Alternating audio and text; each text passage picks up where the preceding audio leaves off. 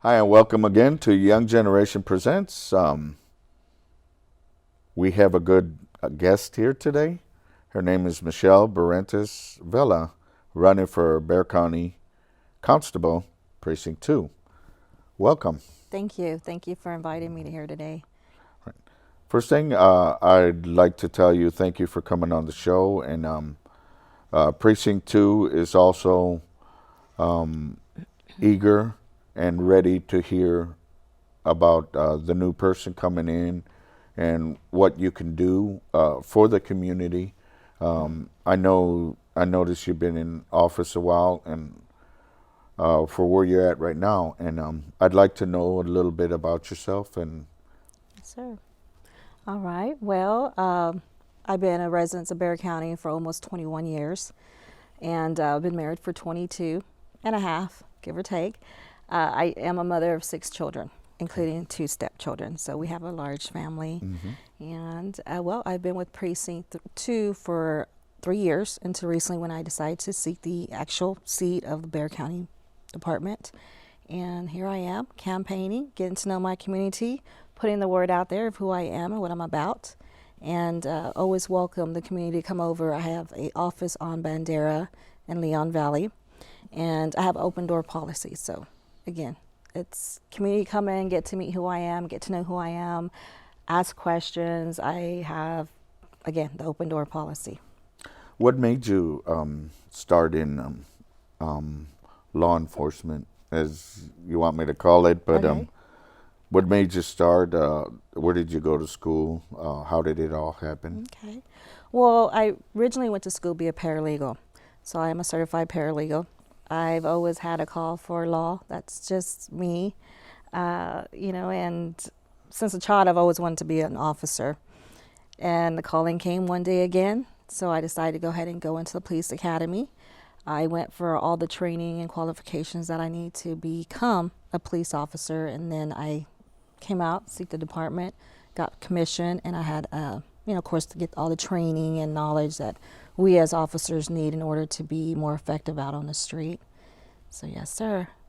Wow, that's pretty good. And what area do you, I guess, patrol, or what What part? divisions I've Yeah, worked? yes, ma'am. I've worked, I've worked traffic units, I've worked warrant units, I've worked the civil process unit.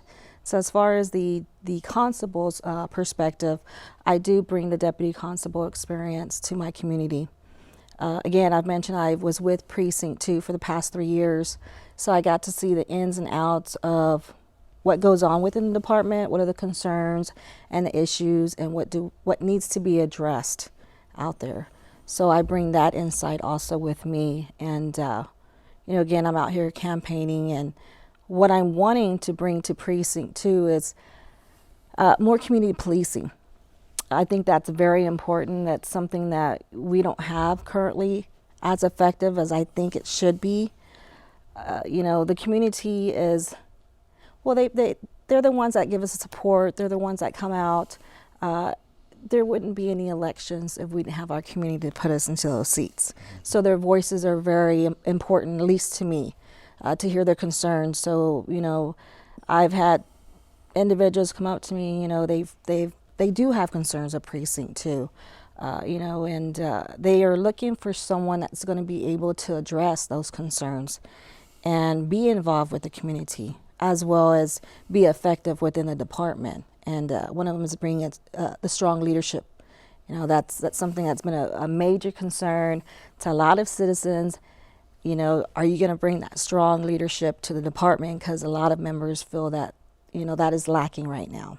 And of course, like I said, I've worked every law enforcement division probably within a constable's office. So I think it's very important that to be more effective, you need to know every aspect of that department, as well as, again, being involved with the community and hearing their concerns. Because at the end of the day, yes, we put on a badge, but we're here to actually serve our community. And that's what I bring here. Wow, it's really touching. Earlier, I had a show with Nathan Buchanan. This is something, and I know I'm going to get phone calls, but people, how would you contact or interact with the community? Okay. How would it be, when you become the precinct two? Remember, she is going to win. Yes. What would you do with the community to open up their hearts and questions like sometimes they don't want to go to a forum because they don't want that, but they want something like somewhere where they can interact. Like he was telling me maybe a restaurant or renting a hall or something. Right. What would you do to? Well, in that aspect of the note, what I'm looking at doing is once I take the seat of the constable's position, I'm actually going to open the doors to the community. So I have meetings. Right now, I don't know if that's going to be monthly meeting or twice a year meeting, but have the community come in to the department, sit down with my officers, and let's have a conversation. It's not going to be a forum. It's not going to be I ask, you answer. Let's just hang out and talk. Get to know who the officers are, as well as the officers need to know who the community is. So, for example, if you come in and, and we're having an open door policy, and you say, we've been having, a lot of issues over here. We have some neighbors that are, they rent homes, and, people are going in and out. I just kind of want to know what the eviction process is, just for me to kind of know how that works. Mm-hmm. So we can do some informational classes where we can inform the community, hey, this is what, as far as a civil process, how it works, what is taking place. And that's something that, the officers that are assigned to the civil unit can address with the community. So, and the open door policy back and forth with each other. So I think that's important, as well as any unit within our department. So if they have questions about our warrants unit, we'll have warrants officers available there. They can ask them questions and back and forth. Yeah. I'm smiling because it's very positive, very yes, good for the community. Also, I was going to ask, not to back up or anything, but like if you, family members, mom or dad, was anybody involved in the law enforcement? Actually, on my immediate family, I would be the first law enforcement. Oh my God, she's yes, smiling too. Yes, but I do have cousins, like my dad's brother. He has a daughter, and then the grandson has followed now into law enforcement. So we're what you call the new generation of law enforcement, and now some of our children are following our steps to become law enforcement. Wow, So, that's really touching. Do you what position do you hold right now? Currently, right now, all my attention's on my campaign, so I'm just campaigning. I was commissioned through Precinct 2 until I decided to run. And then, of course, when I decided to run, now I no longer have my commission there. Yet I'm still a peace officer, just not my commission's not being held with any department. Well, that's what the people wanted to know. And yes. And boy, it sounds very exciting. You running for Precinct 2. Is there anything that that's in Precinct 2 that you see that's not negative, but that you would like to change, or something that like the warrants division? I asked Nathan this also because people are embarrassed or scared to go turn themselves in. Right. Could they do like a process where that doesn't happen? Okay. It's just a question. Great question. I've worked the warrants division, so I have a lot of knowledge within that department. Okay. What I'm looking at doing is, for example, if there's a warrant on an individual, let's go ahead and make some kind of payment arrangement for an extension for amount of a time, and see if they're able to pay that in payments. Therefore, we don't have to take them directly over to the county and book them and go through that whole process when we're still able to work with them. And that's the main goal, is to work with the community. Now, if it comes to the point where, we've worked every issue out with them and they say we just, we can't, then we'd have to, keep going forward with our police duties. But I am here to completely work with the community, and, everybody has budgets. You know, and everybody doesn't, you know, one person may have, you know, a certain amount of money, another person may have another amount of money. So let's see what we can work out that would be more effective for that individual and also not as stressful, because that's what we want to eliminate, the stress. And we also want them to know that when they come in to our department, and you know, and I've seen it where they come in, they're like putting their warrant paper down, and they're worried, and it's like, you know, and they're looking around like, are you going to arrest me? No, we're not. We want you to come in. We want you to make some payment arrangement, try to work it out. If not, go with the judge, see what kind of deal he works out or she works out with you, because they do have to go through the process before the judge, and that's between the judge and the individual. But still, you know, we're there to try to work out something, not just you come in and we're going to arrest you and take you downtown. No, that's not it. Oh, boy. Yeah, and I'm going to tell you the honest truth. Windcrest, I got a ticket one time and just completely forgot about it, but that's shame on me. But they came to my house looking for me for a warrant, and I was kind of upset of that. But I work for a police officer driving a limousine, and he talked with them and says, no, just tell him to come in and we'll talk with him. Oh, Right. that felt real good. That's why I asked this too, you know, and I did a payment plan, and I got, but you know, you can't cross the yellow double line. You can't go around a car, you know, so that I was at fault of that. But that's what the people fear the most, and I'm glad you came out with this. And I also know Mr. Nathan Buchanan also said that they would do something to not, you know, so it could prevent jail time. And you'll Right. probably, whenever you do have your gatherings or cookouts or whatever, people seeing the show will probably come to you and tell you, well, I'm that person that had the warrants. Thank you for, you know, and everybody makes mistakes. But like you said, and that's one thing the people in Precinct 2 should understand, you know, if you try to get a hold of them and try to get it done and they don't go for it, well, then there's Right. going to be the handcuffs and jail time. But I appreciate that information that Precinct 2's got to know about, and I'm glad you're running for it because, you know, it's a good position. I wish I could do something, but I'm Well, okay where I'm at. you know, there's so much potential within the department.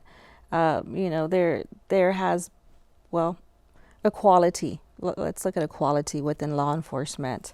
I think that in any career choice, whether it's in law enforcement or, you know, you decide to be a judge or a doctor, equality means a lot for both male and female in any workforce environment, you know, whatever you choose. Currently, right now, as far as in law enforcement, we don't have that equality there. And that's something that I'm wanting to open the doors for other females to see that, hey, here comes this woman and she's stepping up to the plate and she decided to run for constable. Why can't I do that? I can do that too. And let's keep that going for any woman. And, you know, and there's good male officers out there too. It's just all about equality for everybody. And when I would win the seat, I would be the first Hispanic female Bexar County Constable here in San Antonio. So it opens doors for many female officers or many young women that are seeking law enforcement division. Are you gonna? Is there any way you can? There's also some people in the education part that want a person to come and show them that there's a availability for Yes. women, like in schools. Would there be time or somebody in your department that would do that? Yes, I am looking at different ideas, different options of how we can get out there with the community. Again, that would be come back to the concerns and the needs of the community. So yeah, definitely, you know, personally, I would love to go out there and talk with these young individuals and say, hey, you know what, nothing's impossible. You know, once you set your mind to it, nothing's impossible. And education is a door to many other doors. Wow, that's real good. I know you have a person supporting you and helping you in your Yes. your run for Bexar County Precinct 2. What's his name? Actually, it would be my husband, Carlos Vela. He has been a great support throughout this whole campaign. He's been right there by my side. So I thank him very much. And he's also a very busy man because he has his own business. He has a car lot, which is Ruben's Auto Sales. And so he's very busy, but he still finds the time to come over and spend, with me and help me in my campaign and support me. And so, yeah, it's been Well, really I need nice. his number. I got to talk to him. Yes. No, I'm just kidding. But it's great. Would there be like I know some people can't make it out. Maybe the seniors, maybe they're too old to get out to the cookouts or stuff like that. Would you be willing? I mean, not willing, but available to go to, like, maybe in precinct 2? There's a because I talk to I do the wheelchair for Long Star EMS, and they asked me, well, we'd like to hear people in office what they can do for us. Right. Would you be available, like, to talk to them, some from a nursing home or a rehab center? Yes, I've done that again. Oh my God, I've really? I've had where I've passed out my cards and I tell them, call my office, leave me a name and number. I'll be more than happy to come out to your home, to your place of business, to wherever you're at. Because I actually like interacting with the community. So, cup of coffee, you want to sit down and talk? Let's grab a cup of coffee and sit down and talk. So so that's the type of person I am. And, because I understand there are individuals that have a harder time getting around within our city.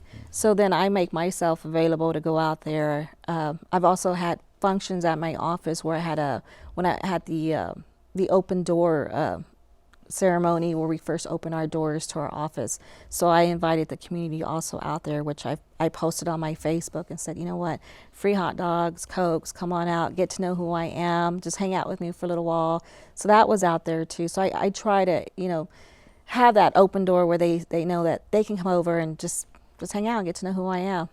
Yeah. Wow, that's very special.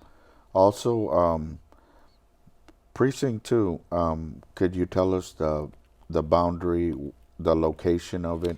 Some people don't know if they're precinct 3, 2, or 1. Right. Could you explain to us or give us a rundown? I can give you a rough ballpark idea. But in order, if somebody really want to be specific, you can get on the Bexar County election site and you can actually print out the maps to your area. It'll give you your precinct area, who would be your constable and things like that, your contact people. And the boundaries give roughly, we're looking at anywhere from, of course, the departments on Bandera and Gilbo up to 1604, part of Helotes.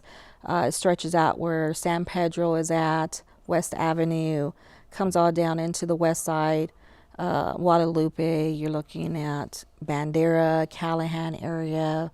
So we have about 19,000, give or take, registered voters within Precinct 2 alone. Yeah. So it's still a pretty big area. About voting, that's another thing that was brought to my attention, but it was Precinct 3 that called me. But Precinct 2, you got some of the old folks in the rehab centers. Right. I call them clients. I don't call them patients because they're clients and they feel good when I say that. Right. But they also want somebody to come to them, register to vote.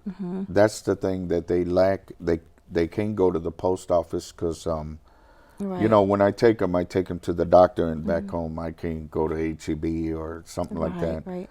But they would like the voting to come to them if it's possible. Right. We do have the elections, the site, the actual county site, they actually register. They have whole classes for individuals to come out and be able to take a class, and then you're able to go out and register people to sign up to become voters. And so that there are individuals that are trained to do that. And some campaigns are fortunate enough to have those individuals on their teams. I actually have one female that has gone through that course and is able to do that. And so she is able to go out and register them and set them up. Now, let's say that they're already voters but they have a disability or they just don't have a vehicle. My campaign is actually providing rides. So if you call my campaign office, I'll make sure that I have an individual out there to pick you up and take you where you need to go. All right, So that's something that we definitely have opened our door to. you heard that, precinct 2. So there's an open door policy that's like myself. I open door policy. I'm born again, but I have an open door to anybody, to come on TV and express their religion or freedom, whatever. But that's a good thing to know. And I know a lot of people run and then they don't live up to their Right. standings. But I'm pretty sure this is going to be something for the people. And Yes. I can see that in you. I see your picture all over, and I'm happy Mr. Nathan brought you in because Precinct 2 is very, very big, and it's a popular district also, and Right. I know the people would be happy to see somebody in there. How long are you from San Antonio originally? Or Originally, I'm not from San Antonio. I was born in Houston, Texas. Houston, Texas? Yes, sir. But I call San Antonio my home because I've been here since I was 18 years of age.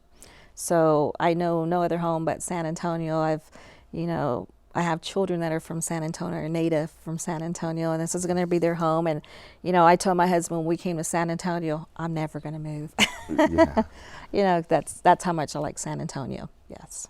Well, that's good. I'm glad you came on the set to tell the people. Just to let you know, there's over, and I'm just out of word of mouth of over 1 million people that watch this show, and I don't get every call, but I know it's going to be busy now, but I would pass them on to you right away you. because you got there's going to be a lot of concerned people in Precinct 2. What's going on right now? Right. And they have ideals for and that's what you're doing, the open door policy, and I know they're going to be real excited to hear about it, and even before you win, because I'm already claiming the victory, but even before you win, they probably will be calling you. Her information will come up on the set at the end of the show, but so another, do you have? Is it like where you're working right now?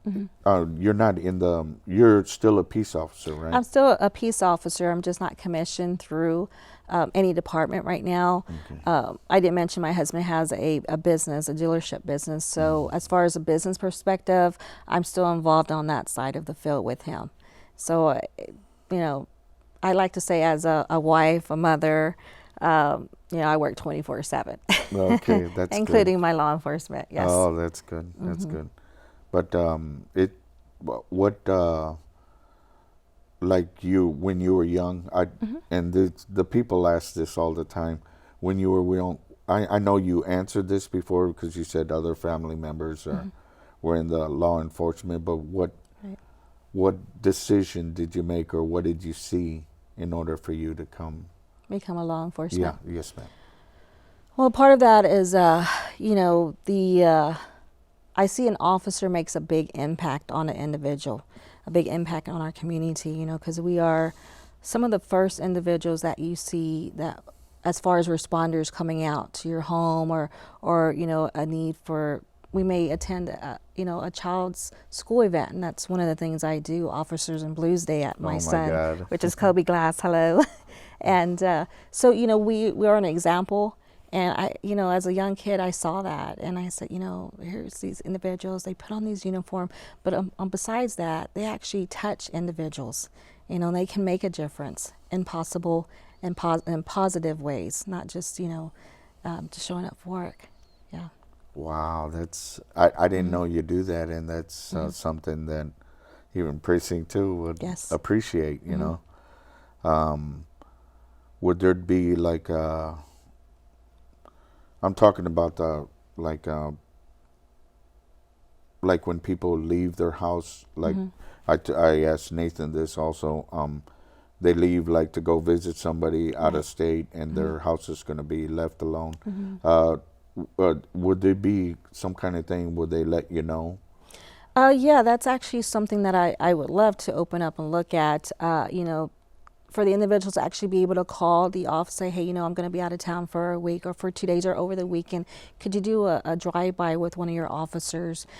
Yes, that would be something I would be more than willing to do in my department. And that's something that I've looked at, having the officers, or should I say the deputies, not only patrol the main streets, but you know what, guys, let's start getting into the communities. Let's start getting into the neighborhoods, going through those little side streets, have your windows rolled down, listen to what's going on.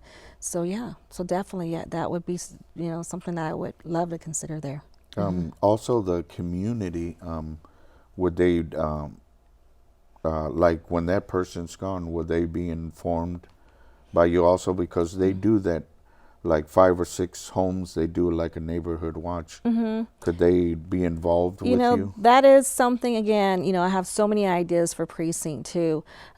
Community watch is one of them. I've had individuals from associations come up and say, you know what, if we have could you put on or do a presentation about, what can we do for our community watch?